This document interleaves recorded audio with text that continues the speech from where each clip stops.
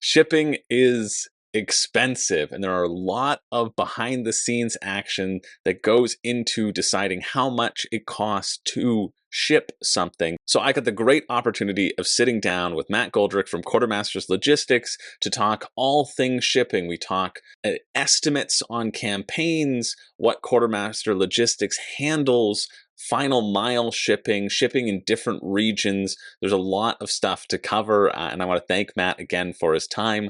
Drop any questions that you have below in the comments as well that don't get answered in this video. We talk a little bit more in generalities because I think that is a bit more helpful. Kind of say that in the wrap up as well. It's helpful to think of the big picture rather than your one specific shipping instance that happened. But if you do have any additional questions that we weren't able to get to in this hour-and-a-half conversation, definitely drop them below.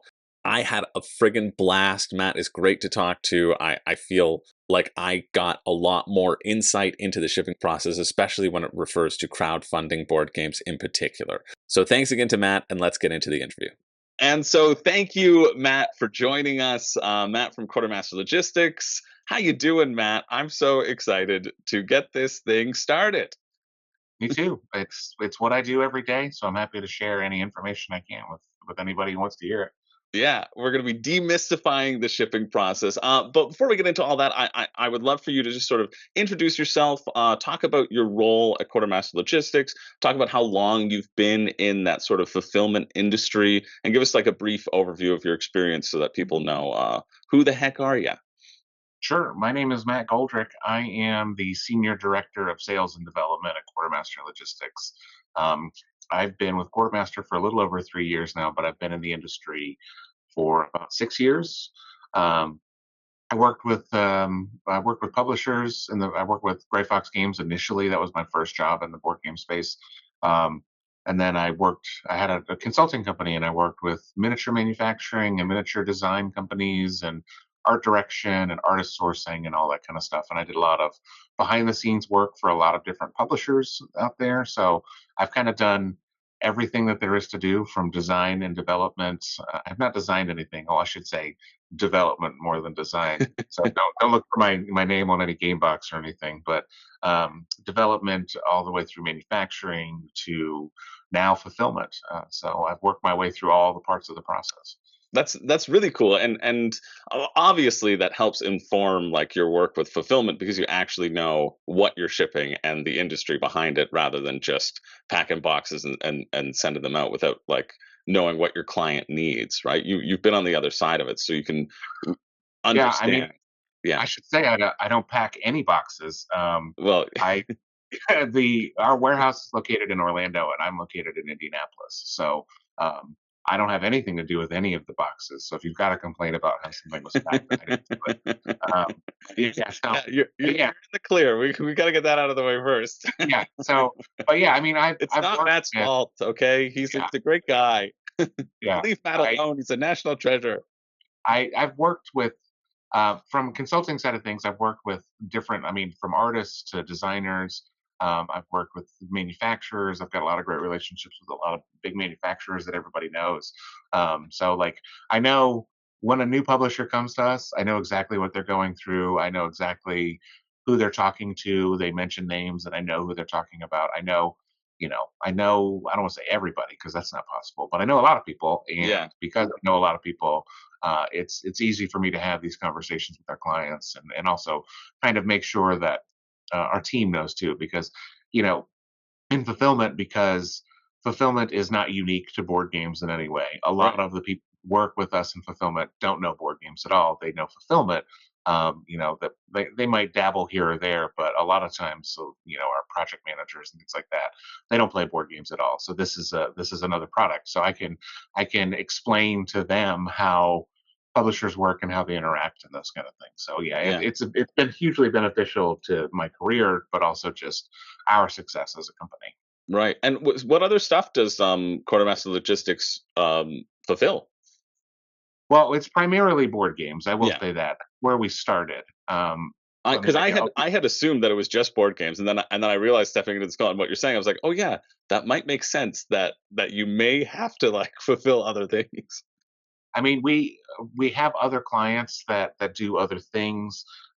We are one of our newest clients is actually a vinyl record company, um, which requires a lot of specialized shipping, as you might imagine, Right. which is really what we work with best is specialized shipping. I mean, if you want to throw thing A in box B, anybody can do that. Right. But as we all know, our board games and our hobby specific stuff comes with very specialized products. I mean, Yeah. we've all gotten a board game that has a coin in it or that has a special poster or a print or Yeah. any of those things, and it requires I mean, a lot of people say white glove, but that's not really what it is. You need to know what goes around it. Like with Yeah. records, for Care. instance, the company Game Shops, they're a great company. If you like any kind of lo-fi game beats, they make amazing stuff. Oh, But cool. um, they you can't ship it in a box. It has to go in a special vinyl record mailer. To do that, which I mean, not every fulfillment company keeps those in stock. So like Right. those those specialized containers, books, comics. Um, it's a lot of it is what I like to call gaming adjacent. Mm. So we work with a lot of board game companies. I would say that's probably most of our business. But we work with other gaming adjacent kind of things, so RPG companies, which those have a lot of accessories and things too. Yeah. But books, comics, records. We're looking into some tech stuff that we're kind of exploring. But Cool. really, if it needs specialized shipping or handling, that's really what we focus on. We've got a great ops team that has managed some processes that work out really well for those. So, Yeah, yeah, and well, and that makes sense. I mean, I just did a little awards show, like Oscar, fake Oscar thing for my channel, the Rabies. For those on room board who have seen it, but there, I always have this in memoriam section. I've done it twice now, where I take pictures of the slightly dinged boxes and the mm, people's angry comments on Facebook, who are like, should I return this? Should I return this and no, get an entirely new box because I have nope, a tiny little crease on the corner? Oh, nope, I deserve it, right? I deserve this. And yeah, so I just like zoom in with black and white for all the poor little board games that have fallen with the tiniest crinkles. So like, because I feel like you must receive a lot, like a dumb amount of people complaining about like the most minute thing. That's why your packaging has to be like airtight and really, really good and specific. I assume. Right? we have a full service customer service team, and Yeah. let's be honest, you're paying for a product and you want to receive it in a Yeah. In condition a good that you condition. Yeah. right, exactly. Yeah. So I mean, we have a full service customer service team that manages all of those things for our clients, and it's really not as bad as you think. Like we can talk about damage rates. I mean, Right. honestly, for us, it's less than 1%, but honestly, it's probably closer to less than half a percent of things that Yeah. actually come damaged. And like if you think about it, if there's 10,000 backers for a campaign and it's less than half of those have any sort of issues whatsoever, um, it's really not that many people, and it is Yeah. an unfortunate situation. But like the thing to really consider when those things happen is like, I mean, I am staring. I mean, you can see the board games on my shelf behind me. There's a Yeah. lot of different games and stuff, but the who cares, right? Like, I of the half those boxes that I have on the shelf are damaged in some way Yeah. because the stuff that's inside doesn't really matter. Like, I'm not. This is not a display. I mean, Yeah. outside of this recording, it's not on display anywhere. So, um, and I'm staring at a box right now where it is completely split on the corner. And I played that game a bunch of times, and that split hasn't affected my enjoyment Yeah. of that game at all. Which, I mean, I get it though. Like we spend money on these products, and we want them to be pristine for whatever reason that is. But it really, I mean, it you can't prevent it. It's not possible to say nothing ever happens to anything because that's just not true. Hmm. Um, I'll say most of the time, I don't have a percentage to give you on that, but most of the time it's carrier related. Yeah. We've seen plenty of FedEx drivers and UPS drivers and USPS drivers and et cetera who don't take the best care with things. And it has a little less to do with packaging and a lot more to do um, with how the carriers handle those products. And that's Yeah. kind of what we do, right? Because if you get something and it's damaged, it's probably not based on how it was packed. It was probably based on how it was handled in Yeah. the carrier, what we call final mile shipping. So in the case of final mile shipments, like you actually can't, your publisher is not at fault. You know, Quartermaster Logistics isn't at fault. It's the carrier in that case, whoever that Yeah. may be.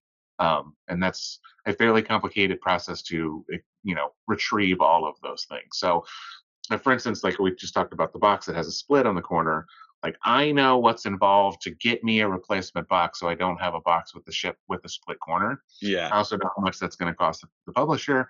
I know how much it's going to cost the shipment company, and it will probably cost as much as the game cost itself to replace that box. Yeah. So On I'm like, average, right? Yeah. right, yeah. I mean, on average, it really depends on the game, but I also know it's just not worth it because as long as the stuff inside the box isn't damaged, I don't really care if there's a crinkle on the corner or Yeah. box side or any of those kind of things. So it's, I mean, I think a lot of people are like, well, I can't resell it. And I'm like, well, is that why you buy the product in the first place so that you can resell it? So, Yeah. uh, I mean, so yeah, it's, I get it. This is a hobby. Right. This is a passion for a lot of people. So when it's something that we're very passionate about, we want things to be perfect. And nothing is going to change that opinion Yeah. for a lot of people out there. Well, it's a collector thing too for a lot Yeah, of people too. I see some Funko in the background. I have a couple of friends who collect Funko, and they have them in their Funko cases, and they do not take them out so that they're in like pristine condition, even with the yeah, box like gradient. yeah, So like I understand that idea, but so I've two things out of that. I'd love to talk a little bit more about the your logistics and your sort of standard operating like what where Quartermaster Logistics would take things until it gets that final mile shipping.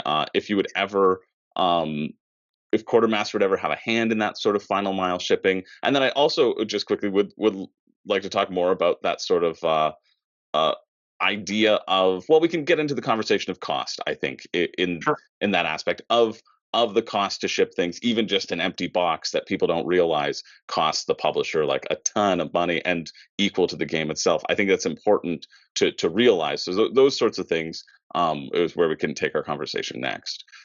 So we start with like logistics and the standard operating procedures Sure. that Quartermaster Logistics would employ Well, I think what or any company of yours, like any yeah board any gaming no, fulfillment. You know what I mean? Like we're using Quartermaster Logistics, obviously, since we have you here, but there are a few other companies that may fulfill out there, and obviously you can't speak to their standards and practices, but just in that sort of generality of understanding the what all the effort and labor that goes into it. That's kind of my goal here is to figure out all the steps involved so that people can see, oh yeah, that shipping cost, it's a little bit more than just stuffing things into a box, like you said, and and just sending them out Amazon style. sure. Yeah, and I think well, what you saying that there is really poignant in that Amazon has really kind of destroyed our ideas of what the shipping process is Right. because um, everything is free on Amazon to ship pretty much. I mean, yeah. I mean, you can pay to ship stuff with Amazon, but for the most part, if you spend what I think it was $25, $35, it's all free shipping. Um, Yeah.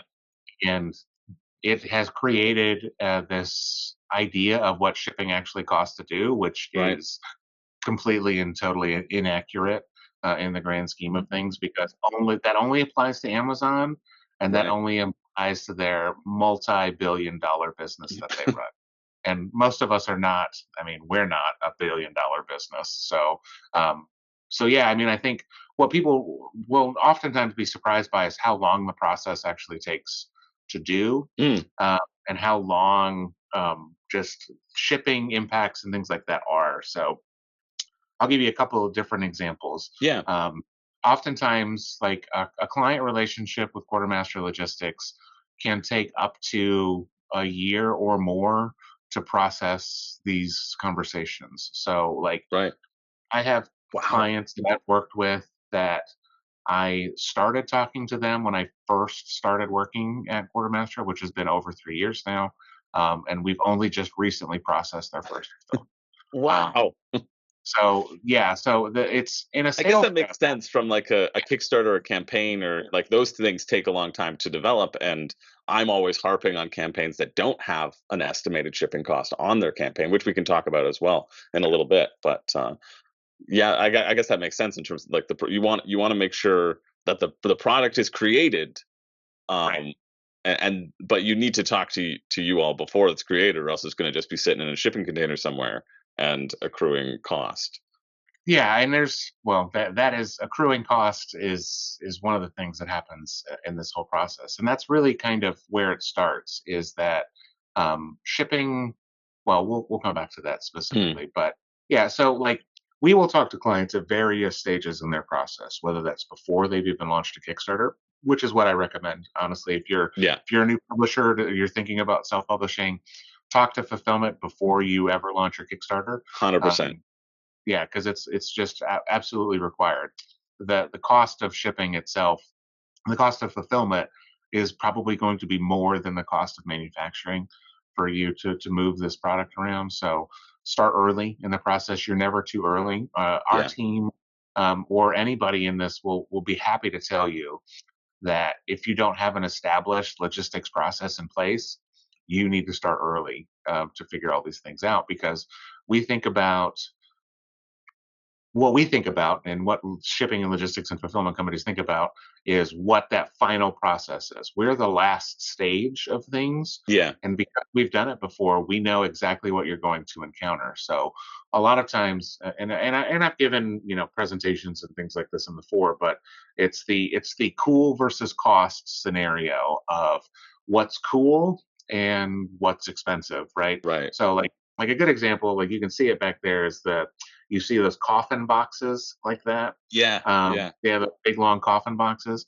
Don't ever make games that come in coffin boxes because they're really expensive and I won't say complicated to ship, but they create difficulties with how you manage the logistics of those things. right. Um, but yeah, so we will interact with publishers very early on and just kind of talk about, hey, we don't recommend that you do this, or hey, if this is based and this like so this is most of your products are 12 inches by 12 inches by 3. That's your standard ticket to ride sized Yeah, box. yeah. That's what a lot of things. So but then you have like, oh well, this And then we're on is Kickstarter, then it's a little bit a yeah. little bit thicker. Yeah, well, like, here's a great example is so 12 by 12 by 3. So our most standard shipping box is a 14 by 14 by 6 shipping Mm, box. So if you make your game 14 by 14 by 5, it actually doesn't fit in the 14 by 14 by 6 shipping box. It has to go into a bigger box, which yeah, increases the shipping cost for all those things. So, like, you're like, oh, well, in order to make this special, cool, circular expanding board that I've designed for my game, it has to go into a bigger box. I'm like, okay, well, it's not just the cost of making that board or designing that board, it's also the cost of the expanded size game box that you're going to right, have, the expanded size shipping box. And what we do is we look at the long running impacts of what those things are going to be like. Hey, if you do this, this is what will happen, which is perfectly fine. You just have to understand the long running impact of what those things are, right? So if you don't, as a publisher, you're just like you just make cool thing A, and because you've made cool thing A, you expect it to match with the standard, and it's just not going to, right. um, which again is perfectly fine. Yeah, But yeah. if you You don't just have have to that be aware of it. expectation, right? Exactly. And it's we oftentimes for a lot of publishers, and I've been in this situation before, where you're in a Kickstarter and you're managing backer comments and you're seeing the excitement, and everybody wants a certain thing, whatever that may be, and you're like, oh well, I better do it because everybody wants it, and then it really just complicates your Right. process and complicates your shipping. I won't mention the name of this, and this is not a client that we work with, but there was Yeah, a Kickstarter campaign that was fulfilled uh, years ago, which just kept adding things into the Kickstarter, but didn't realize that adding more things added more weight. And the right. shipping, the product was almost twice as much as what they originally intended because of all the add ons, but only managed cost for half of that weight. So they were effectively shipping two games for every one game, which they Right. couldn't afford to do, and their shipping process took forever. And it's kind of well versed in the industry what happened to that particular game. Yeah. I mean, it happens, and if you're working with somebody in fulfillment early on in the process, those things don't happen.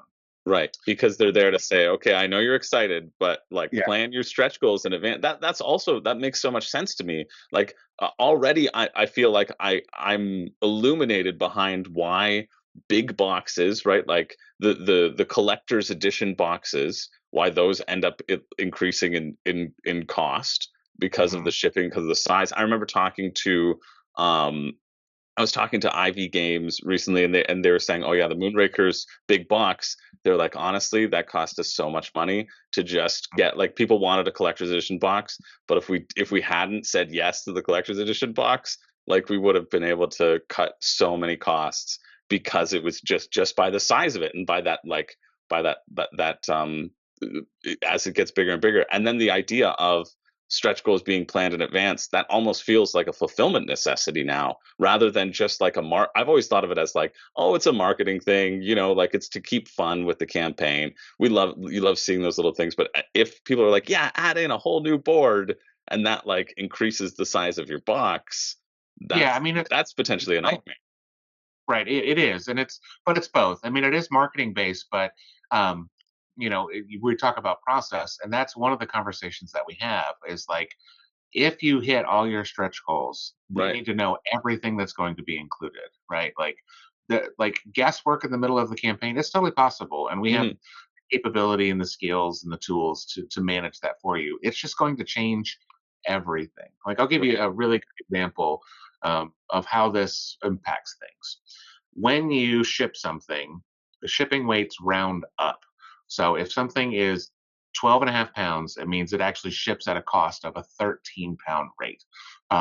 So if you're adding things to your box and all of a sudden it's now a 13.1, like because you That's added the 14. Yeah. Yeah. Yeah. 14. So it doesn't seem like a lot because really the difference between 13 and 14 is like maybe a dollar or a dollar Right. 50 Right. or something like that. But if you're talking about 10,000 backers, that is a $10,000 difference to add that extra one thing, That one which metal first player token. exactly.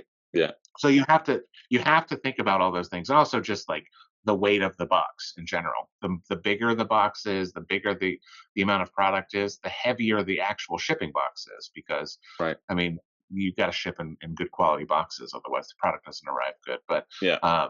so like yeah, like all we factor in as many of those things as possible up front. Now, that being said, you still do what you want to do. You just have to have that expectation up front for what that's going to cost you Right. because nothing is free and everything has a cost. So if you plan for those things accordingly and you manage your own internal operations successfully, you can do whatever you want. But we will always say like, hey, if you do this, this is what's going to happen. So that's really what our process is our sales team will work with you early on in the process as you're working through things. Nothing is determined and final at those stages, but Hmm. we will take you through the process until we've made that final agreement to work together, and then you'll get. This is something unique to us is that we have dedicated account managers for you as a publisher. So you get to have somebody who works with you from that point onward.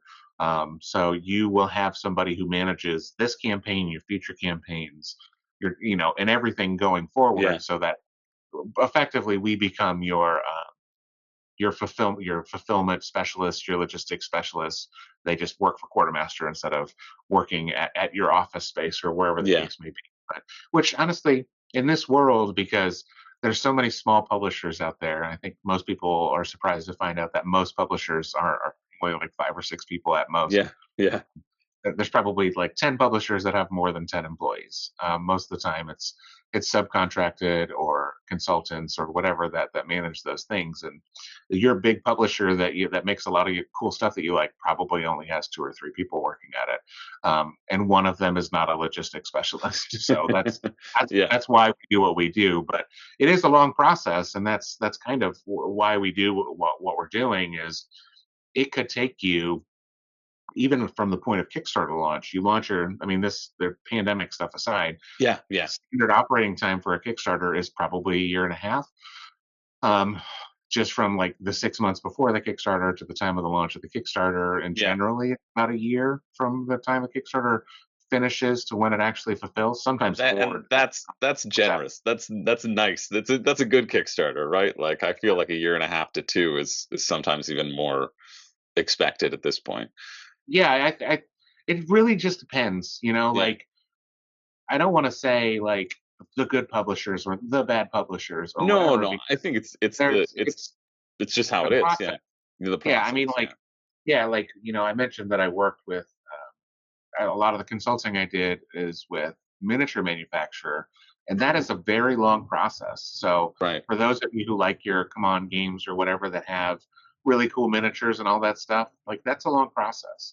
Because you have to get Just the sculpts, you have to yeah, then like press them and put them out. Yeah, it takes a lot less time than I just got the one a really quick turnaround. I got this game Hidden Arc, but it's all there's no minis, right? It's all just like punch board, right? And so that feels reasonable that I was able to come out within the year because it yeah, didn't have all those that sort of extra back end work needed to be put into it, right? yeah. I mean, you get a card game. Like if you go, like I'm a fan of point games. Like, and Yeah, most of those are cards, right? So like, if you get your copy of Scout's just cards and punch board. That's it. That takes no time to manufacture. It's small, so fulfillment is quick and easy. So like, some things are just designed for a yeah, smoother, movement through the chain, and like we celebrate these games that have a lot of complicated components and things like that. But the reality of it is there's so much work went into yeah, making the things what they are. I mean, we like us in particular to make things happen. What we do, we have around 50 employees. That number vacillates with our warehouse team, yeah, but from an admin side, we have 25-ish employees. I don't have that number exactly in my head, but we have like multiple account managers, multiple project managers, sales team, billing team, fulfillment team. We so many different people have to be involved in this process to yeah, make it happen. Otherwise, every one of us would work. I wouldn't be doing this call because I'd be busy managing, and yeah, I so many other things. But it's a ton of work behind the scenes to really make even the most basic shipping happen. And that's why companies like UPS and FedEx make so much money is because you don't see that. All you do is drop thing in a box and tape it shut and you take it to your FedEx Kinkos and then they're like, thumbs up, it's $25. And you're like, yeah, okay, great. And then that's it. But like so much happens behind the scenes of that even for final mile shipping right. that like we kind of take it for granted and get annoyed at what the cost is. I mean, because I mean, if you've tried to ship anything at all for maybe you tried to ship something for Christmas this past year, and you're like, why was Yeah, that so expensive? I can tell you why it's so expensive. It's also, like there's just a lot of people involved in those processes, and the margins are razor thin. So, yeah, like, you have to do so many different things to be successful in an industry like shipping and logistics that when you see that simple front end process, it's because 100,000 people are making it be a simple front end process. right. And this I kind of want to go back to Kickstarter fulfillment and costs and how you work with people and also estimates that people can put on a campaign page, right? Like this is something that I always look for on a campaign because that to me sort of indicates that they've at least thought of it. Sure. They've at least considered the concept that it will cost their backers something to ship. And I also don't know. I'm sure this varies between a lot of different campaigns, and I'm sure it's not like a quartermaster thing, but maybe you can hypothesize on it in terms of the fluctuation between those costs. How much campaigns actually sort of subsidize that shipping so it's palatable to the to like the board gamer who's screaming about shipping all the time, and also too like how much costs shift from estimates to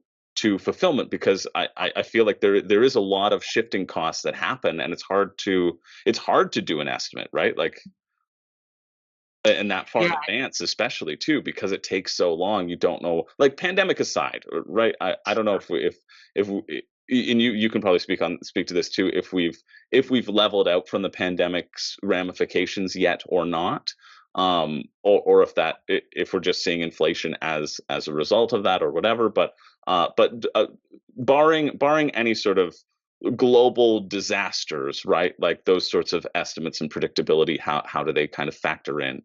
And how might a campaign address it? So all of those things matter, right? Hmm. Like pandemic, like we'll kind of handle that from the reverse back front. Like we have not recovered from the pandemic. We probably will never recover from what the pandemic did to the shipping and logistics world, but it is always changing. So like there's always something, whether it is a global pandemic or like currently there's issues in the Suez Canal and Hmm. in the sea that's impacting shipping costs because it impacts ocean freight. But there's always something that impacts something. Right. Um, but that is your ocean freight from Europe or Asia or wherever you're having your product managed to the United States, or whether that's something internal in the United States where let's say the recent thing that I mentioned is actually routing a bunch of product to the West Coast instead of the East Coast, which means it has to move by rail usually to whether it's a central location or an eastern location, whatever the cases may be, which actually impacts the rail system, and then the rail system backs up and gets glutted, and so like everything has an impact. I mean, people talk Right. about supply chain, but like the supply chain has about 100 different steps in it that nobody that you don't really see, and Yeah. that each one of those steps like kind of bounces back up to where we actually see those prices.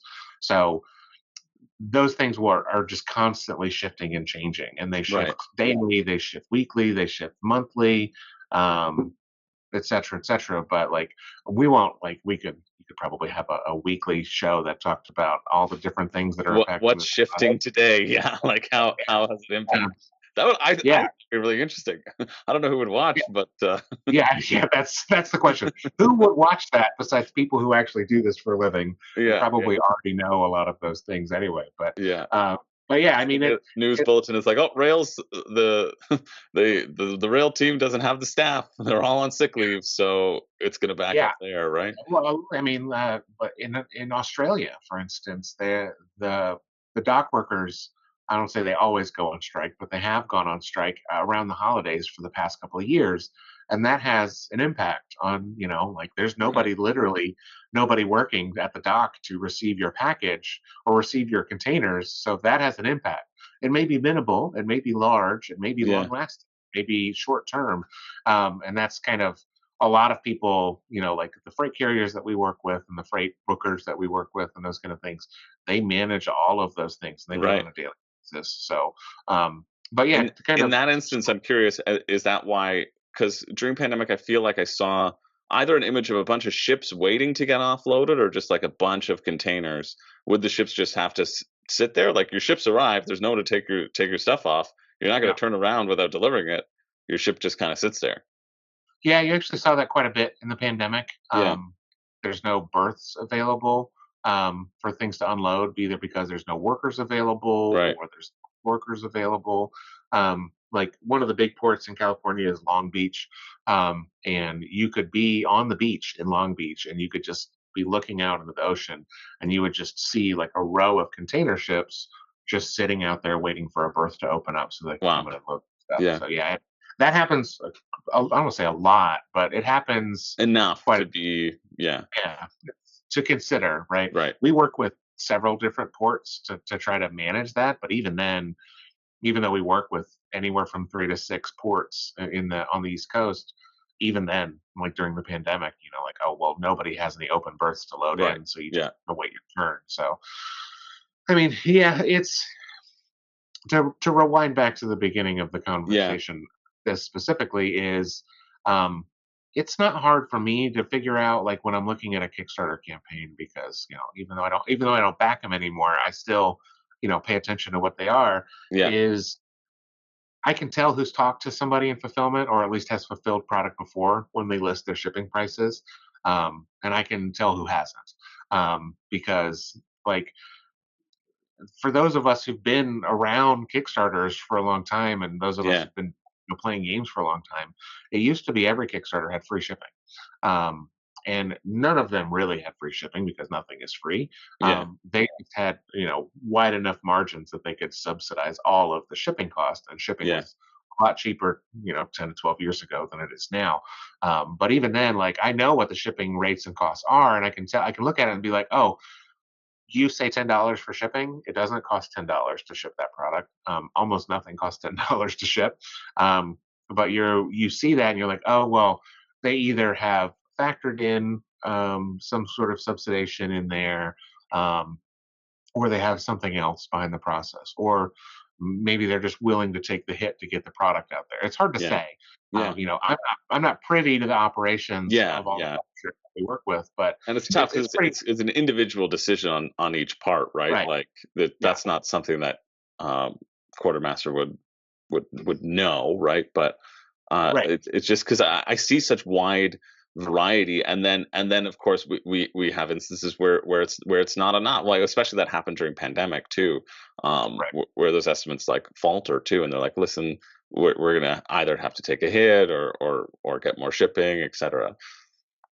Yeah, and I think what happens, Kickstarter is its own Achilles heel, or Yeah. GameFound, or any crowdfunding campaign in that regard. In that, when people create their own launch or whatever that thing may be, they use other campaigns as a research point for doing it. Yeah. So we get this conversation all the time. It's like, how are they doing this? And I'm like, Right. Yeah. Yeah. that's the wrong point of comparison, right? Because regardless of how they did it or what they're doing internally to manage costs, this is what the costs are, right? Like, Right. when we pack a box and we ship it, the cost is the cost. There, Yeah. like, it's not like there's a huge variance there where we're like, I'm just kidding, we fooled around with this. No, I mean, it is what it is. If we want to Yeah. get the product out the door, that's the cost, and it's not like a huge variance. Like, can't you do better? Like, well, no, like, if there's Yeah. only so much movement that we can do with these things. And so let's say you've Yeah. We created can your, put it all in a bag and slap it onto. You know what I I mean? mean, You don't have to.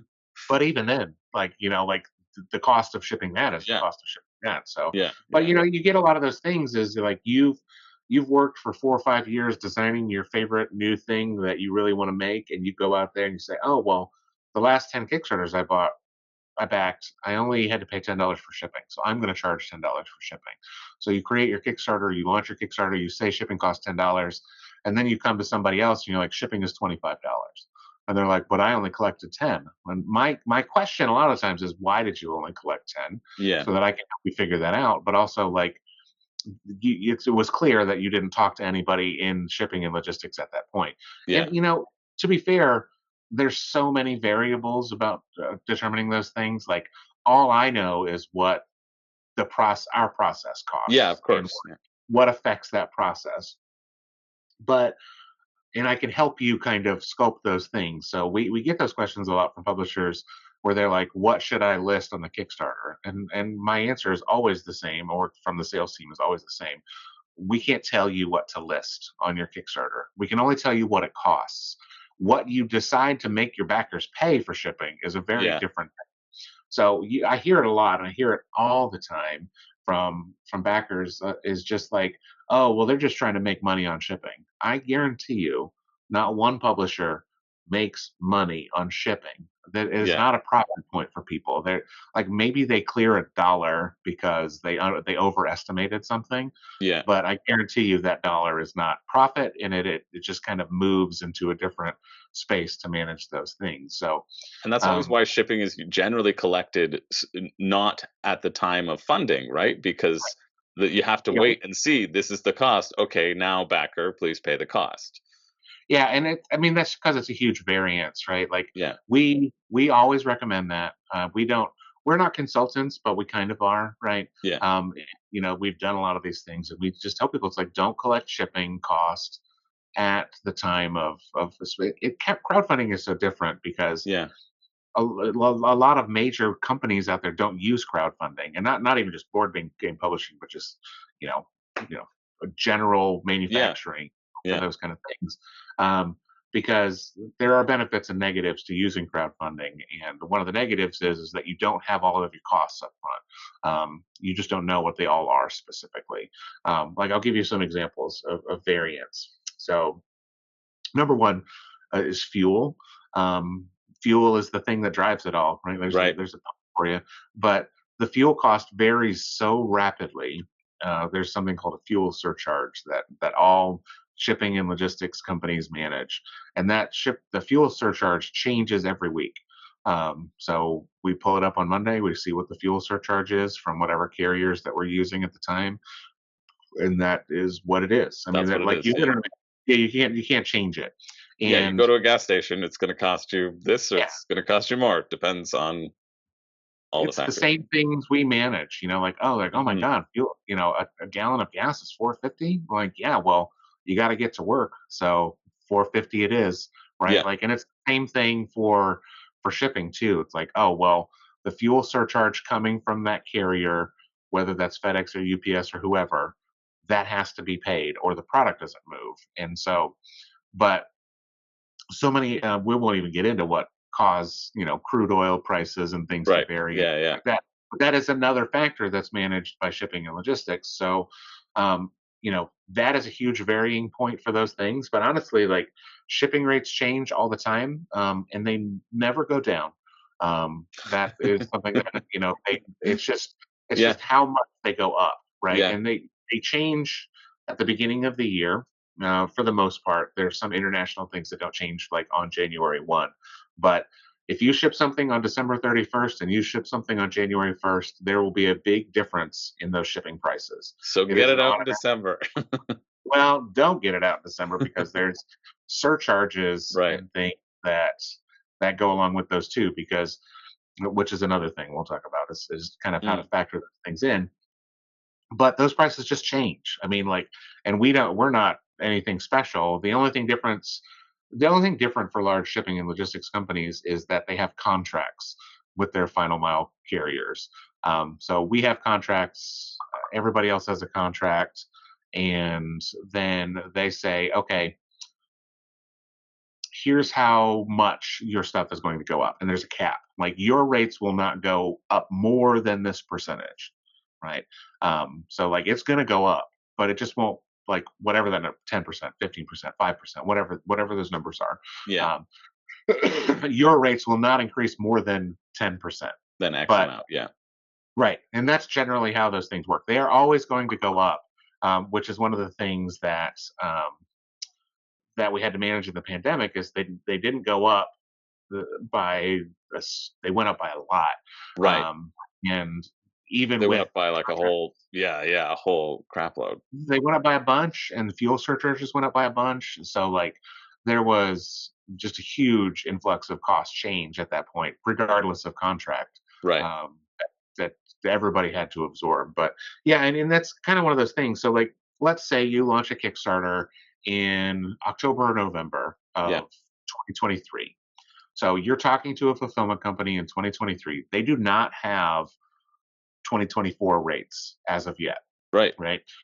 They have an idea of where they're going to be because of those contracts, but And they you don't see know the exactly. difference. Yeah, the slow build over the years. You can estimate, but you don't know what it's going to for sure be. And those small differences do make a difference, especially when you're talking about like such decent volume, right?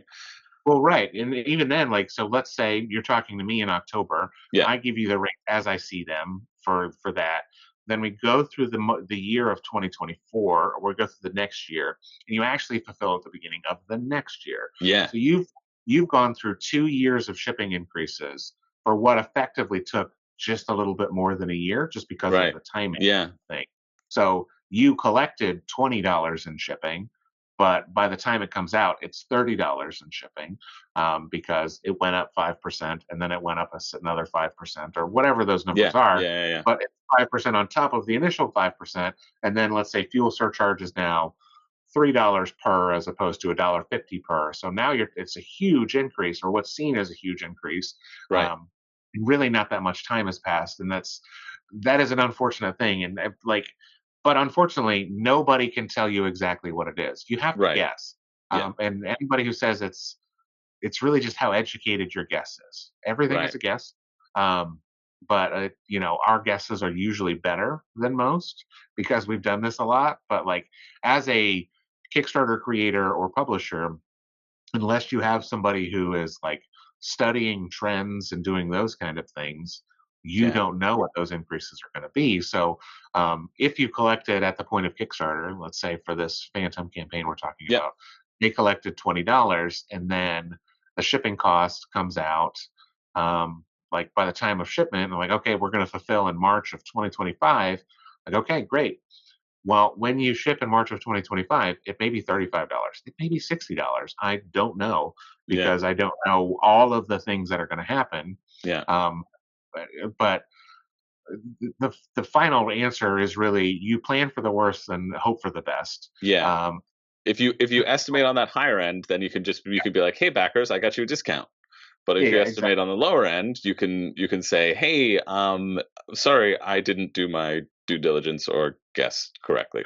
It's not even due diligence because I think in some Yeah. cases it surely is, but I mean nobody expected the pandemic, Right. obviously, and nobody expected the impact of the pandemic, and nobody expected the long-term impact of the pandemic. Right. Like Yeah, absolutely. because Yeah. like shipping and during the pandemic, shipping volumes increased drastically. They probably were the highest volumes they ever were until 2 years later when they were higher than that. Which I mean, it was expected in the pandemic because everybody's at home. You can't go Yeah. anywhere. Everything is being shipped, so shipping volumes increased dramatically. Yeah. Well, nobody would have expected that 2 years after the pandemic, People the like shipping it volume now. would be shipping volume would be even higher than that. I mean, our Yeah. shipping volume in 2023 was the highest it had been in 10 years, which Wow. includes the pandemic. Um, but also like the things that happened in the pandemic because, people talked about container prices. Hmm. That actually happened a year plus, year and a half after the pandemic happened, because the the amount of time it takes for impacts to move through the chain, the supply Right. chain, long time. So we were out of the pandemic, whatever you want to Yeah. consider that. Yeah. Yeah. Yeah. We were out of the pandemic at that point, but we were still feeling the impact on that because shipping Interesting. containers were still more expensive. They have recently fell. Last year they fell back down to the norms, but they never went back down to where they were pre-pandemic. Right. I mean, I'll throw some numbers out there. They're not specific, but $5,000 to $7,000 for a container before the pandemic. During and after the pandemic, they went up to $35,000 per Yeah. container, and then they fell back down normally to that. But it didn't fall down to 5 to 7; it was 6 to 7, right? So like Right. Right. that floor increased, and then Right. now with there's some issues with the Suez Canal, so it's pushing up even more. So Right. those numbers change dramatically. You may be planning on $1 per unit for your freight cost, and that may be $5 per unit when it's $35,000, or it might be $10 or $20 per unit.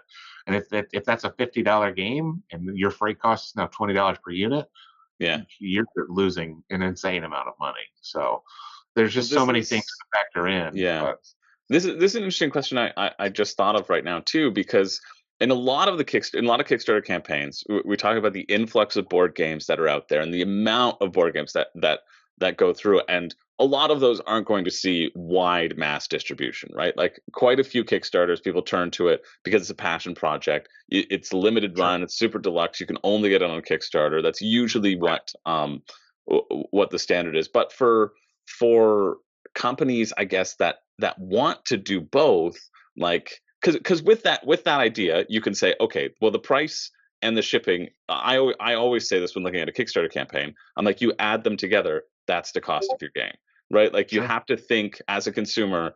I'm not paying $50 for a game and then I have to pay $30 for shipping, or I'm paying $80 for a game with free shipping. It's the same. You're paying $80, right? But I'm curious as to how that those sort of numbers shift when we think about like a retail perspective in terms of uh, designers trying or publishers trying to price things for that MSRP, um, and then therefore they're kind of beholden to the backers to give them a more accurate shipping cost than in a way where like people can subsidize it and make it feel better, right? If you know what I'm Yeah, I saying. mean, yeah, I think you're talking about two different things, Mm, really. But like the making people feel better versus making things operational are just very different things. right. Um, I mean, it's one of those things where you have to be successful as a company in order to do the thing that you're doing. Yeah. Um, you may make decisions of, oh, well, I'm going to lose a little bit of money on this product Yeah. so that it can be exposed to the And get out to marketplace. the world. Yeah, 100%. I think we see that a Yeah. lot in first print runs for sure. They're like, I'm going to take the hit. Like I know that with funding goals too. People are like, oh, I have funding goal 25,000, but it's actually 100,000, and I'm just hoping that I get to that point so that I can like get the game out. And if I have to do it at 90 and take the hit, but then I can start growing, it's sort of like a Well, investment yeah, cost. it can be a little bit of a fool's errand at that point because, like, if that's your only source of revenue, you Yeah, still have to be able to operate and function, um, while also taking a hit on the cost of that product, right. which which is totally fine. But you have to have another source of revenue, and as a Yeah, board game publisher, you oftentimes do not have another source of revenue. So, like, taking that hit is fine if you can support it, but you have to factor that in. And I think a lot of people don't. I think a lot of people work for free yeah. effectively. Oh yeah, for Uh, sure. for a long period of time and maybe still are working for free effectively. Yeah, So yeah, I mean, retail is a very different thing than Kickstarter, yeah, because you have more links in the chain, that you have to manage. Effectively, Kickstarter is direct to consumer. yeah, So when you're backing a product, you are getting it directly from the publisher, which, the only there is links in the chain after that with shipping and logistics and fulfillment, but like nobody is buying and selling that yeah. product. Other So than it the is collectors who need a pristine box. yeah, right. That's another thing, but yeah. So I mean, like, if you want your product to go into retail, and then you want to, we encounter this all the time because Hmm. through quarter through our Quartermaster Direct, we manage distribution and consolidation for people, and like a lot of distributors, well, Alliance, PSI, PhD. There's so many different distributors, Yeah, but they have to manage shipping costs as well. So, like, each time your product moves from China to the US, and then it moves from the port in the US to the fulfillment house. Then it moves from the fulfillment house to the distributor, and then from the distributor to the stores, and from the stores to you, right? yeah, Each time that product moves, it costs money to move, and everybody has to be able to pay for that, and that includes the people who actually do the movement. So your game that charging $60 for isn't really a $60 game because they're selling it to distribution at $30 30. or Yeah, something. it's usually 50%. Yeah, Yeah, yeah. But then that's because the retailer needs to make money, but then the yeah, retailer also has to manage things, and so everybody has to work within those margins. So pricing, I see a lot, like, oh, I'll just wait till retail. I'm like, there's a good chance that this product doesn't go to retail. Not yeah, because the publisher doesn't want it to go to retail, because I think everybody wants to see their game in stores, but they just may not have factor that in for the cost. We get yeah, a lot where people come to us and they're like, okay, this is a $20 game. And I'm like, it's not a $20 game. It's a $40 game because you haven't factored in distribution margins and consolidation margins and yeah, those kind of things. So, like, basically, like, if this is a $20 game, you've got to sell it into distribution at $9 to $10 or maybe more, depending on the distributor. Um, and that means that you're not making a $20 profit margin. You're making a $10 profit margin or $9, $8. And so, like, if your costs were $11 and you're selling it to distribution at 10, you're losing $1 every time you sell a yeah, game into retail, which doesn't seem like a ton, but it is a loss. You're basically not making any money on that game when you sell it. So people will come to us and they're like, "This is a $50 game," and I'm like, "It's not a $50 game. It's $100 game. right. You just want that MSRP to look right, Yeah, for those things." I mean, inflation is its own thing, but it's something I think as a whole the industry isn't doing a good job with. In that games are $50 to $70, and they've been $50 to $70 for 10 years. Yeah. Um, but That's all the something that costs. I kind of definitely I'm realizing I fall into that market. I'm like, no, the price is the price, because I'm super cheap. I get a lot of my board games like secondhand. Like I'll usually wait until the people play it once, decide they hate it, and then I'm like, great, I'll scoop that up from you for cheaper. You can sell it to me at a loss, and you've paid for your sort of your play time. But I fall into that too in terms of categorizing things like, hey, this game gives me X amount of components and stuff for this price. So therefore every game ever has to be that price. And it Sure. has been that way for a long time. I don't think we've seen, like, even if we'll take Catan, for example. Catan has been like, well, Catan fluctuates depending upon the store, right? If it's Yeah, mass market or whatever, but I feel like it's always been sort of 50 bucks, and I always expect it to be 50 bucks, and there has been a lot of inflation, but it hasn't hit. It seems like it hasn't hit the board gaming space, sure. or we're not allowing it to, right? Yeah, I think I don't want to say we're helping, but we kind of are because we've created this expectation of if people complain, they won't buy, Right. or if they don't like what they see, they won't buy.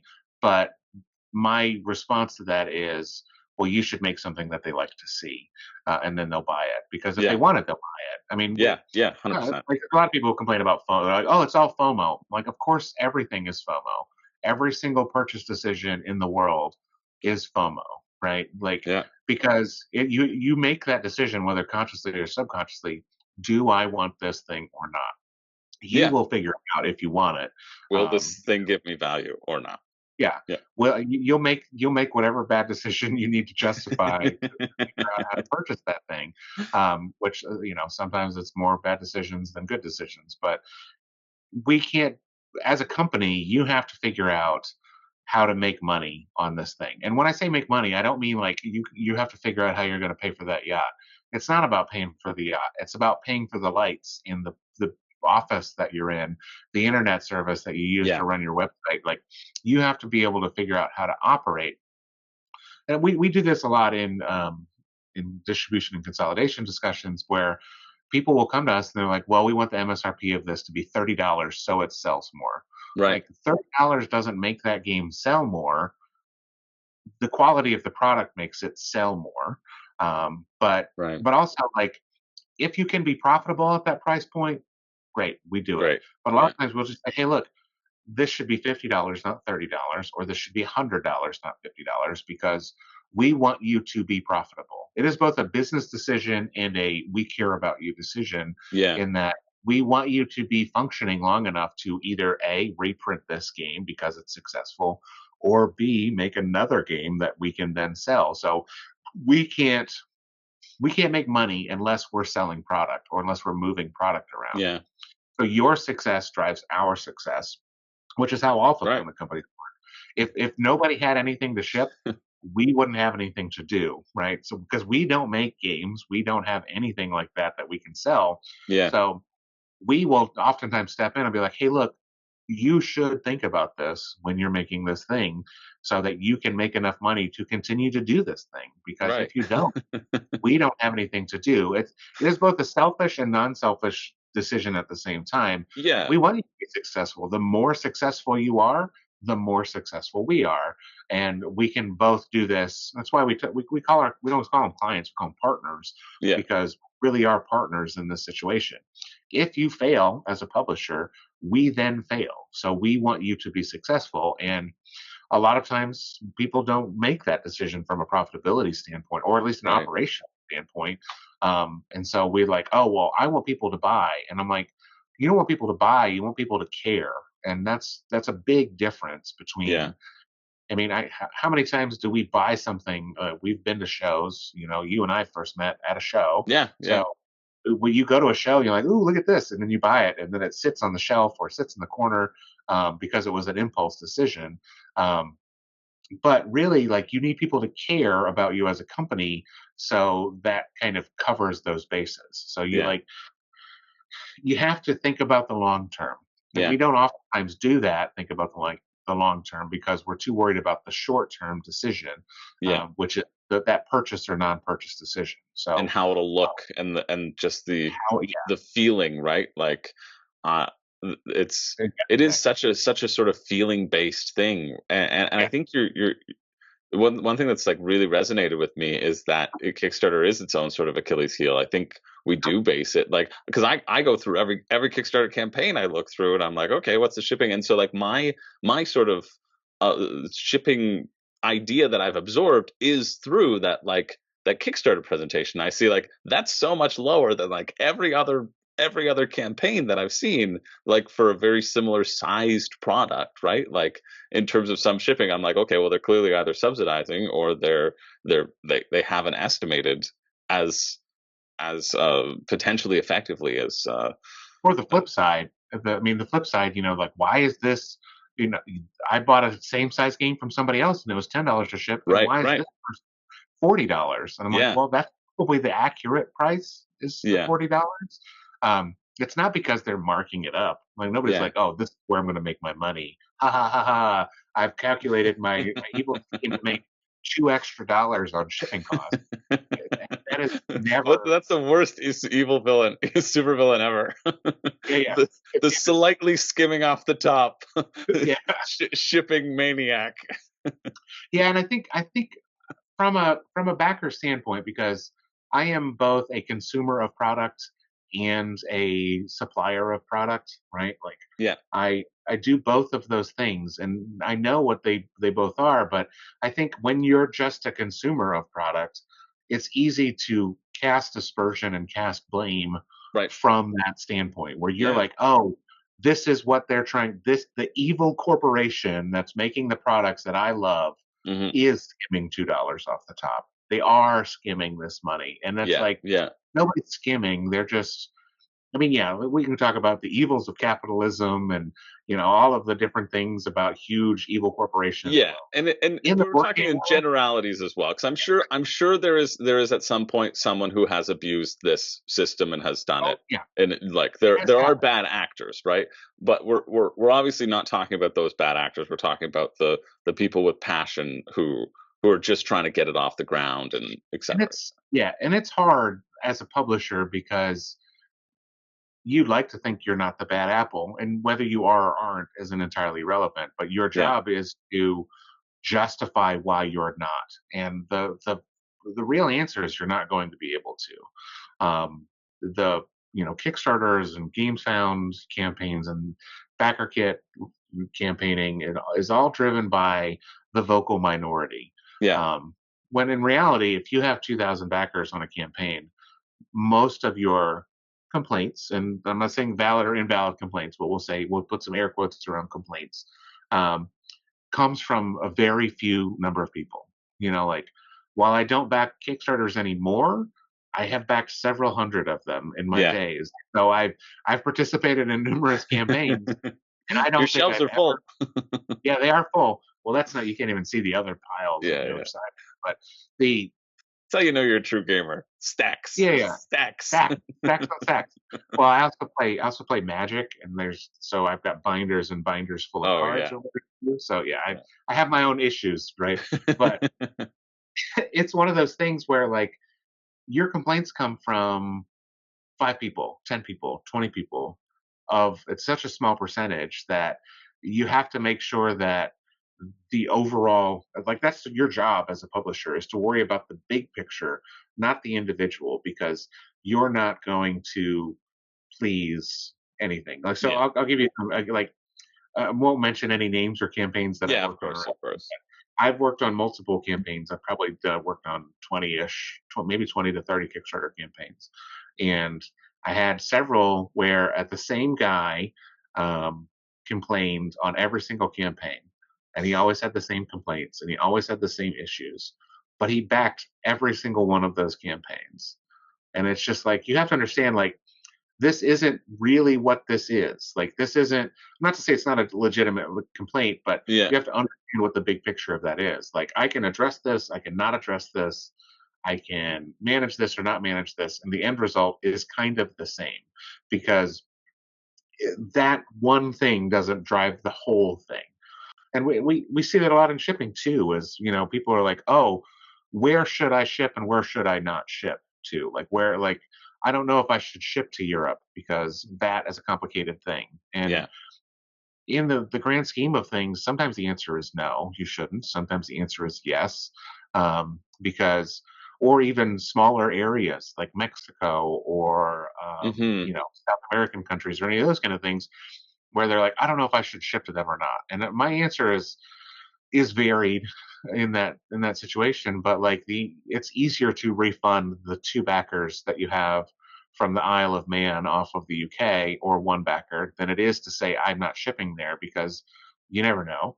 Um, because it may not be worth it to find a shipping solution. So let's Yeah. say you have a campaign and you have 2,000 backers and you're like, well, I'm just going to say I ship worldwide. Well, then when you launch, you only have 100 backers in an area, or even less, you have 20 backers in the UK. Like, well, Right. maybe you just cancel those 20 orders. Yeah, does that piss off those 20 backers? For 100% of the sure. time, it Yeah. pisses off those backers. But the cost of managing 20 orders to the UK is significant.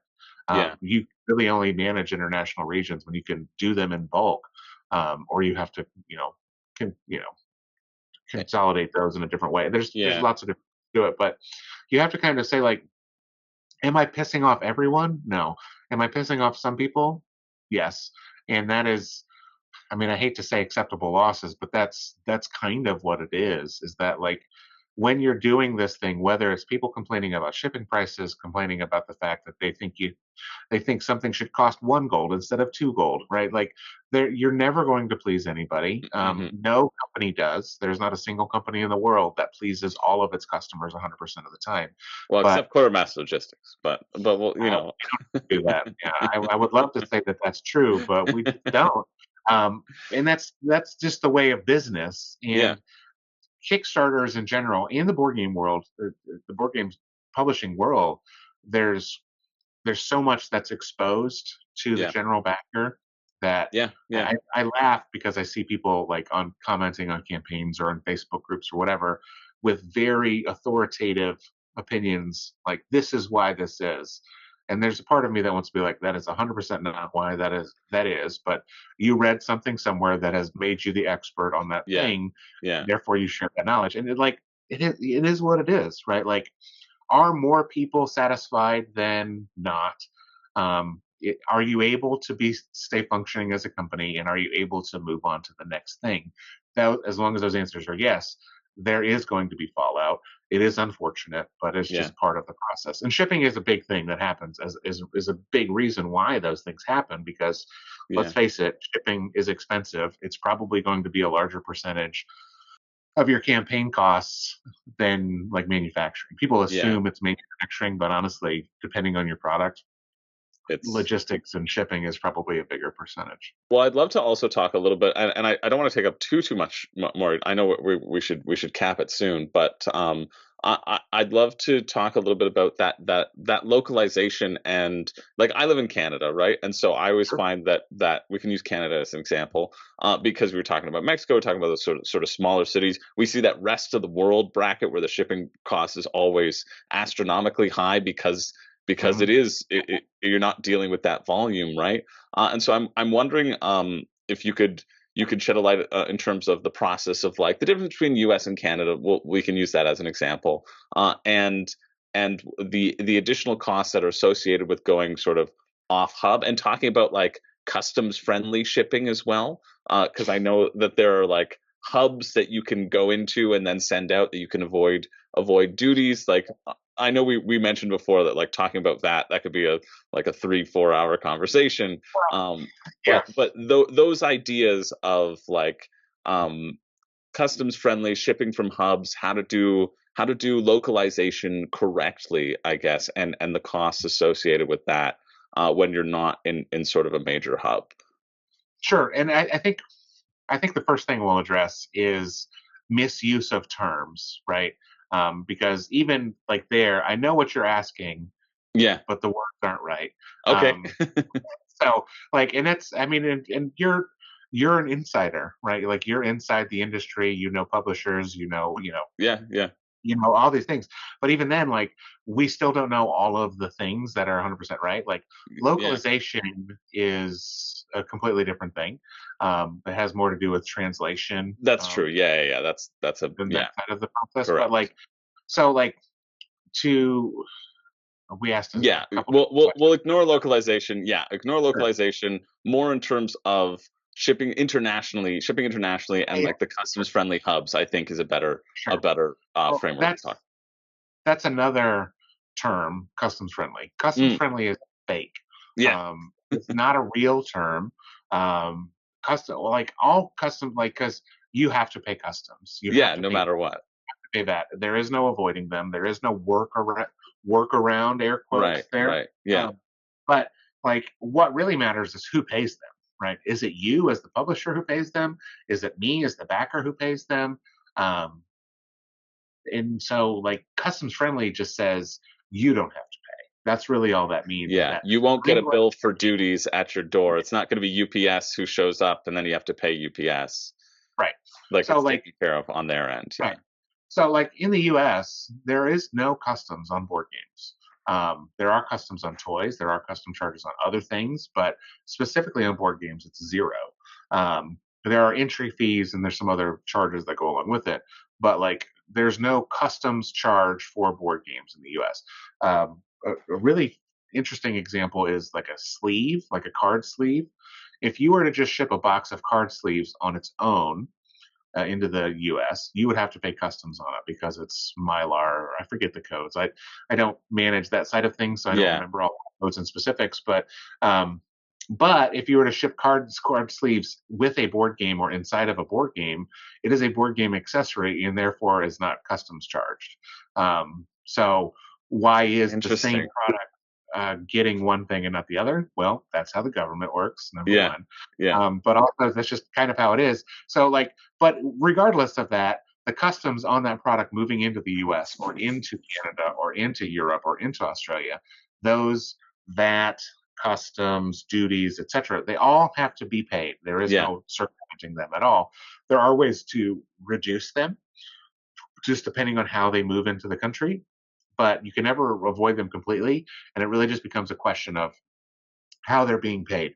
So because we get this question a lot, Yeah. how do I use this label? And people have and even made official looking little logos that Oh like yeah, I've custom. seen them. Yeah, yeah, So many on yeah. Kickstarter Well, and it's not like GameStop. an official badge, right? Like Yeah. you don't have to sign up for something to get it. You just make that in Photoshop and then you can say it. But it really just says what it really says is you as the backer are not going to have to pay customs. Yeah. I am going to pay the customs as a publisher or manufacturer or whatever. I am going to pay them. And but then that just becomes another thing. You have Yeah. to It's manage still it. in the cost of the game, right? Right. Yeah. Yeah. And it's different, like customs from US into Canada is about 5% on the sale price, depending on Hmm. how it's moved in. We'll talk about that here in a second. But in Europe, it's way higher. Customs charges are usually anywhere from 15 to 19%. In Australia, it's about 9%. And it just, everywhere is different. So, like, depending on where you go, those things have to be paid. And what we're saying when we talk to you, the backer, is you don't have to pay them. I'm paying them instead. Yeah. And so, like, that is And a it's that just is a lever you absorbed into the cost that of is doing the, business. I mean, that's the thing now is that you're starting to see that is that because there's customs and there's VAT in moving products into the UK and the EU, a Right. lot of publishers are saying you will have to pay the VAT. Yeah. Which is, I mean, VAT. We're not going to talk about VAT. That's Yeah. too much. But Yeah, yeah. It's it's we effectively, don't have the time for that right yeah, now it's for this effectively sales. conversation. Yeah, it's effectively sales tax. Yeah. So it is tax, and like as a manufacturer or as a publisher, you have to manage those cost considerations. The government will come a calling because they want to get their Right. check, and whether they've collected it from you at the point of purchase or collected it from the point of delivery or wherever that may be, that has to be paid by somebody. And Hmm. at a certain point, a company has to say, like, I can't absorb all of those costs, and Right. that's well, we have our things, but that's as a publisher, you have to say, I can't do it. Yeah. I can't sell it to you at this price and absorb all those costs. So I can either increase my price and say I'll take care of them, or Yeah. I have to do all those things. But like, there's other things you can do. Like, there's bulk movement So like if I were to package up one of these games and ship it to you in Canada, Hmm. um, I would have to pay a certain percentage, right? It's Yeah. of customs of moving that product or duties or whichever term you want to use. I'd have to pay that in order to move it to you in that region. However, if I were shipping 1,000 units to backers in Canada, I would move 1,000 units all at once into Canada, and then I would suffer well, not suffer. Well, I guess it depends on how much the bill is, but you would have to you would get a reduced cost on those Right. things. So Because of the because volume, right? yeah, it's not Yeah. just the volume, it's how you're moving it. You're moving it in bulk, which is why we work with hubs. So we like have a hub in Australia. We have Right. a hub in through our partners. So we're like Yeah. Works in Australia and VFI in Asia and things like that. So we move product in bulk to those people because it's then moving out from that hub within those regions. So you're paying your duties and customs and VATs and all those things. You're paying that on the import of the product, which is based on the manufacturing value of the product, not the sales cost. So you have a $70 game, Right. like, but if I'm moving it into Canada on its own, I'm paying on the $70 cost. But if Yeah. I'm moving it in bulk, I'm paying on the $35 manufacturing cost. So it is reduced. I mean, it Right. still is paid, right? It is Yeah. just the impact is lesser. Yeah. Um, but Canada is kind of its own ball of wax as far as shipping is concerned. Oh yeah, Because I because it's mean, usually like double, at least double than what it would take to the U.S. and we're right beside yeah, each other. But that's just yeah, because I don't know why that is. Maybe you can let me yeah, know. well, the I Canada, assume like it's just our Canada, government. no, it's not No, really. no, It's just the distance between areas. Um, Canada is very regional. that's true. Um, Yeah. So there, everything is major metro based, and then in between the major metro areas, there's nothing, Yeah. right? So because there's nothing there, it's not the great white tundra or anything, but there's just Yeah. nobody living there, and Yeah. because nobody lives there, there's no established routes, there's no established postage system between then and there. Right. So like the costs for shipping in Canada are actually not that hard to manage. It's just managing all of Canada. Right. So, so Canada is very long, right? So because Yeah. it goes across the top of the United States, going from one coast to the other is the same in Canada as it is in the U.S. Yeah. It's just a long distance, and the only difference is that there are less established travel routes and shipping patterns from one coast to the other in Canada Right. than there are in the US. It's very common for something to move from California to Florida. That is a well established path. Right. But and my geography is We've terrible, but we've seen it in Ticket to Ride. yeah, yeah, right. Then you can build those routes. Yeah. Um, but like West Coast to East Coast in Canada is a much less established thing, and Yeah. it's not that it's not there. It is there. It is just more expensive. Yeah. So and then the further you get away from the major metropolitan areas, it gets more expensive. So that's a whole different conversation about what's called a regional area surcharge or a distance surcharge. So like Yeah.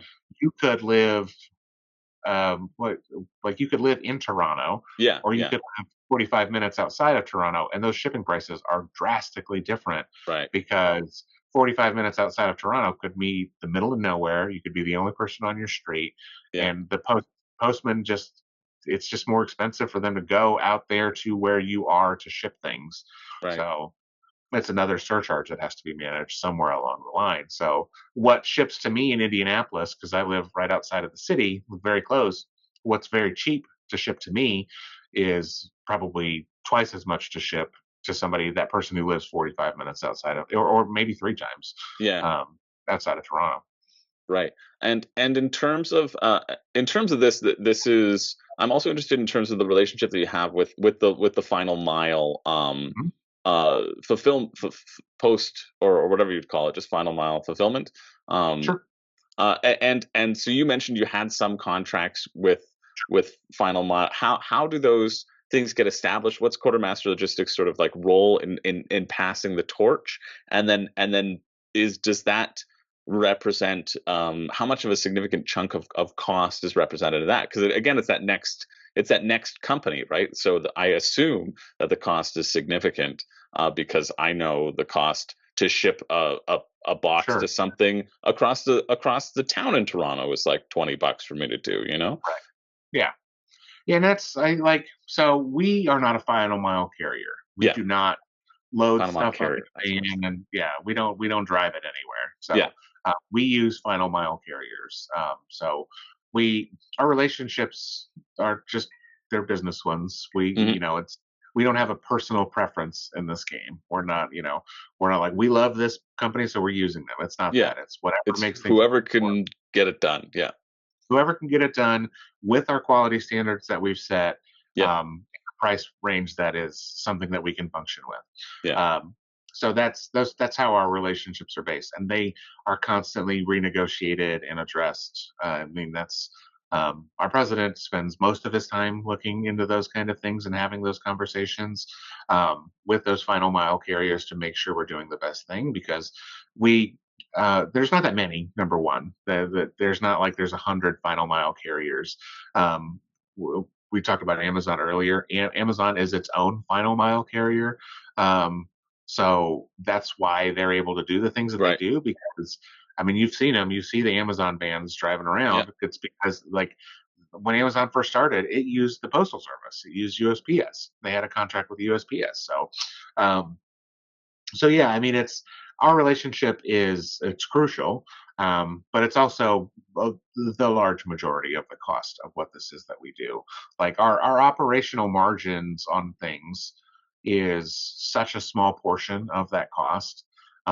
If we tell you it costs $20 to ship something, it's probably because the actual cost is most of that. I won't share Right. percentages here, but it Yeah. is most of that cost. The only Yeah. difference is that we're able to be more efficient at doing it. So we have these conversations quite a bit, which is where like, oh, I'm looking at the U.S. I'm looking at FedEx's site right now, and I can ship this for $10. I'm Yeah. like, okay, Yeah.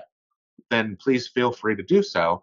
But the difference between that cost being $10 and us telling you it costs $30 or $20 or Yeah. whatever Yeah. is that you're not factoring in the additional costs that go into it because Yeah. you have to buy the box, you have to buy the tape to close the box, you have to buy the packing material that closes the box, you have to factor your time into that consideration of you actually receiving and packing and Hmm. managing that box. Maybe you have to find a place to store it. We just talked to somebody that was like, we're just going to do this ourselves. And I'm like, okay, let me tell you why I think that's a bad idea, and then Yeah. see if that's a decision that you want to make. And like, they hadn't even really thought about the space they needed to store it because it was, I think they're getting 2,000 units. I don't remember the exact number, but they're like, we're Yeah. going to ship this from our basement. I'm like, I don't, where are you going to, it's 12 pallets of product. Where are Yeah. you going to put 12 pallets of board games while you pack them up? Where are you going to fit the pallet worth of boxes that you have to buy Yeah. to ship all those things? And it's going to take you a month and a half to 2 months to ship those 2,000 orders, and it will take us 3 days to do Yeah. it. Right? Yeah. I mean, we've built the established processes in place to do it, and like yeah, sometimes we do this. This happens all the time. We have very small Kickstarter campaigns that are successful for the publisher, and it's not to say we don't want everybody to work with us because we do, but sometimes it's better for you to just do it yourself. Like maybe Yeah. you have 100 orders, and like the cost of using us will significantly impact your ability to be successful here. So Yeah. yeah, Yeah. maybe you buy pizza and beer for your buddies, and you guys have And a just have a packing packing party, party. Yeah. and you ship your 100 orders yourself. That it is what it is. But when you the it's all volume and scale. Yeah. Once that Yeah. volume and scale increases, it gets kind of astronomical. They're like, Right.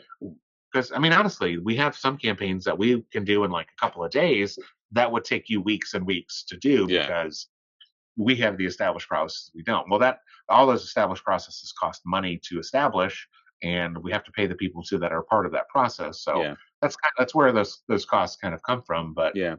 it's all about like what you're willing to do, and we talked about it earlier about working for free. Like Yeah. I know what my time is worth. You know what your time is worth, and I try to establish that for our publishers. You should establish what your time is worth in this process, and Which is it so worth many it? don't. Which so many don't. So many don't. Which Yeah.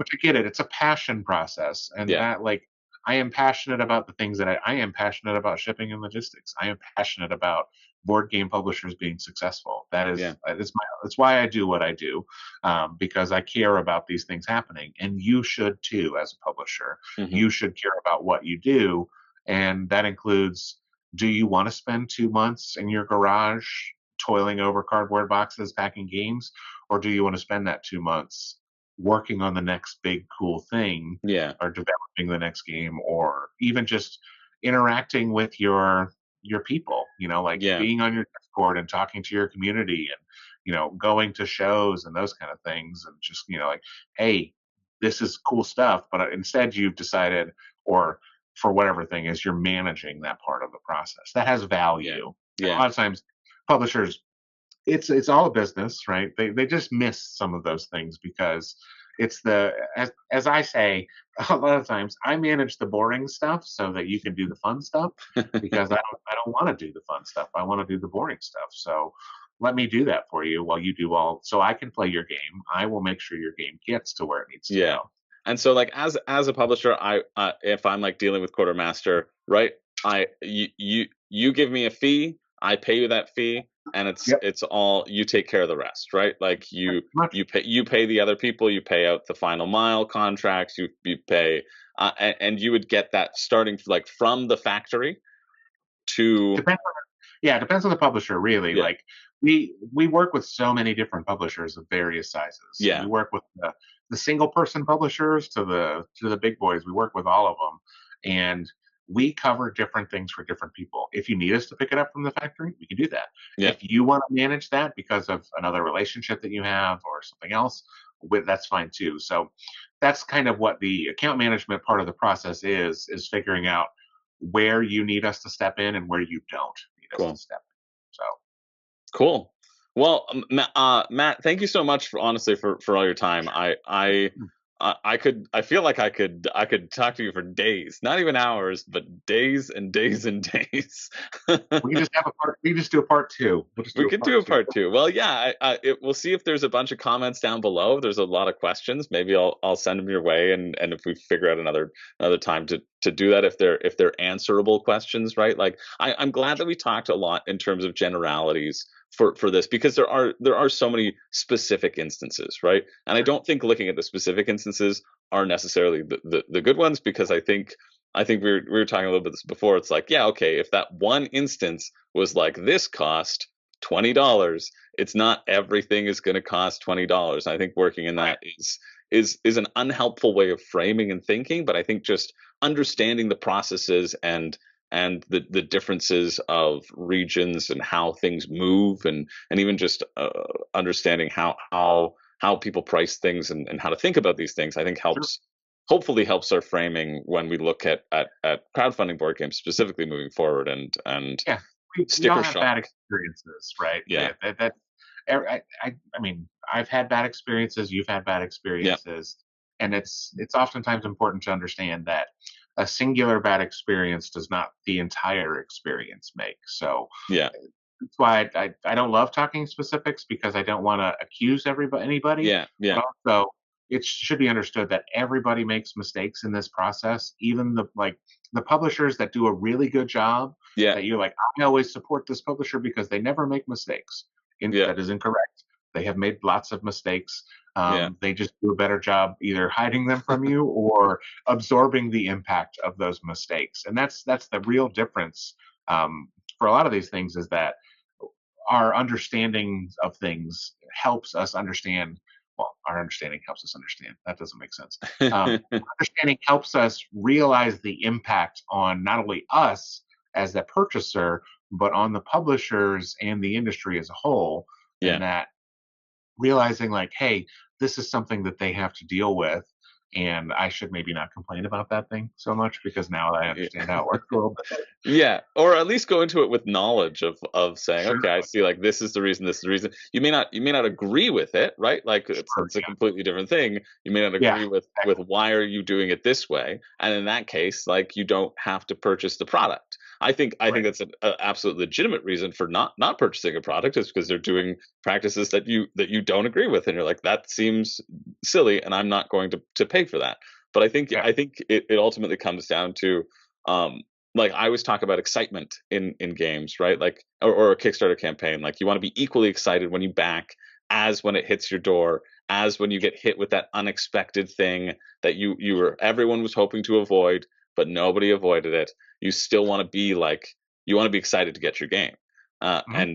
And if you're not, then it's not like it's not a good purchase. But I think knowing the little a little glimpse into all the things that have to go on, and that I certainly like have been guilty of not thinking about, right? Just boiling it down to a number, which I think is something that I definitely am guilty of, because you're going through, you're like, oh, shipping's this much, okay, shipping's this much. Like I've said it so many times, and then realizing all the factors that have gone into it, Yeah. is I think hopefully interesting Yeah. and helpful to everybody watching. Yeah. I just had a publisher, a Kickstarter campaign, and one of the last ones that I backed just hasn't fulfilled yet. They just asked for more money in a pledge manager, and Mm, because I'm so excited to get the products, I know how much it costs because I work with them on what it is. right. I know what that dollar amount is, and like Yeah. even then, they're still taking a big hit. I'm like Yeah. I'd give you twice that much because I know what it costs. So I mean, Yeah. it certainly helps me as a purchaser to understand some of those things. So hopefully, for the people that watch your channel and Yeah. for everybody that's listening and watching to this, that they understand a little bit what this is, and maybe they don't feel as bad about paying those costs. So Yeah. And that's again not including the bad actors out there who, sure, potential mismanagement of funds, who yeah, may have been using yeah, that's paying not Peter what I'm to talking about feed here. Paul, like not those sorts of things, right? Like Right, I just want to I want to be clear, because like that's those sorts of companies are kind of top of mind for me recently, in terms sure, of asking for, like, oh, you need to pay us 5 times to get the game that we were yeah, unable to make, for that we just didn't spend your funds making, right? yeah. Like There those are those are a little different. uh those things exist, and we're not yeah, talking about yeah, those. yeah, yeah. But I just want to, just to clarify that like there are Sure, distinct differences that hopefully, when the behind the scenes stuff, you can make an informed um feeling that, like, oh yeah, these people are, yeah. you know I guarantee you, most of the people that you interact with yeah, are working really, really yeah, hard to get you these things. yeah, And that them working really, really hard. I mean, we do as a company, we work really hard. The publishers do. I mean, it is one thing. Your only job as a buyer is to play them. Like, yeah, you had to purchase yeah, them. So yeah, like every time I sit down and play a game, and my friends will tell you this because yeah, I can't help but expound on it because I know the cost of manufacturing. I know what yeah. it takes to manufacture. I know what it takes to ship and do these things. I just can't help but comment on this thing. And I'm like, oh well, if they'd have used this here instead of this would have been a lot cheaper. And they're like, can we not talk about that right now? Can we just play the game? And I'm like, That I sounds guess so. awesome. I'm so I want to play every game with you, Matt. I want to go through Sure, every let's do it. single game and say, like, Let's do it. where are the things that Yep. can cut the costs and change it for. Yep. But maybe that's for another time. It'll be Matt. Yep. Matt critiques my board game shelf and tells me how my board games could be cheaper. That Sure. would Well, that would be fantastic. I would I love don't want to. that. I don't want to piss anybody off, but Yeah, it's yeah, true. We'll have an anonymous source. We'll have somebody who's got a, yeah. a blurred out and a ransom note Just taker's face. Yeah, put me in a shadowed room in black and white exactly. outline, and I'll make comments. Yeah, yeah, and well, I'll make sure not. Well, I won't include this part in the end of the tail end of the interview. So we're safe. We're safe. I swear, we're safe. There you go. Excellent. Awesome. Thank you, Matt. Thank you so much. I've taken up a Sure. bunch of your time. I won't Anytime. take up any more. Everybody sound off in the comments. Say thanks, Matt. You're awesome. And yeah, that was great. Thanks a lot. Have a wonderful rest of your day. Anytime. Let me know. Cool. So there you go. Like I said, drop some comments down below if you have any additional questions. If there are enough, maybe I can do a follow-up video with Matt. Uh, I feel like I could talk about this for days and days and days. There are legitimate things in there where he's like, that's too boring. I'm like, no, that's very interesting. So if you have any additional questions, drop them down below, because I think it's something, as crowdfunding board game consumers, this is something that we should all be knowledgeable about, right? And respectful of the costs that could occur, and that helps make us make informed decisions and won't leave us with a bad taste in our mouth when something goes awry as well, and give us a better cost evaluation to see if this game is really exciting for us and worth purchasing, or if it's something that we should take a pass on. So thank you again to Matt. Thank you all for watching. My name is Chris George. I don't have a catchphrase, but I do have to send 17 boxes to various parts of Toronto to see, just to see which gets there the quickest. That's what I learned from this one. That's what I learned. 45 minutes outside of Toronto. One of them we sent there.